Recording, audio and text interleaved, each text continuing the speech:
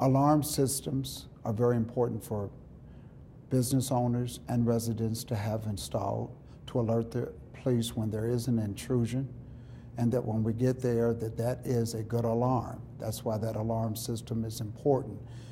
You don't want the police to feel that they're always responding to a false alarm, but by reducing false alarms, and when we get that alarm system, that alarm alert, we know that's a great alarm, and it's advantageous for the officer to respond quickly. And it's a good tool for residents and business owners to have to make sure that there is not an intrusion, and if there is, that the police respond quickly and that the appropriate action is taken.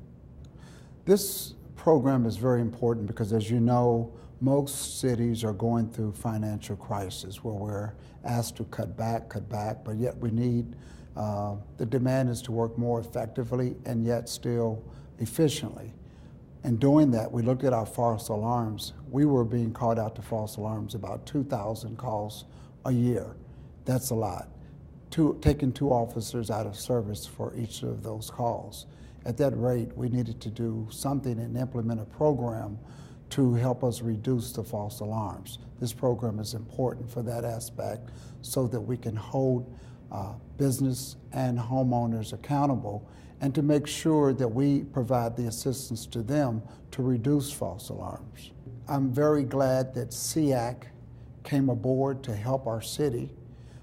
They provided a model ordinance for us to go through, and by doing that, it went as smooth as I saw any ordinance go through in our city. Those that get a false alarm on the first time, they would get a letter, and our goal was to basically educate them. A second time, we will follow up in the same way, basically to educate them that their alarm is somehow either malfunctioning or they're not entering their code properly, and it's an educational tool.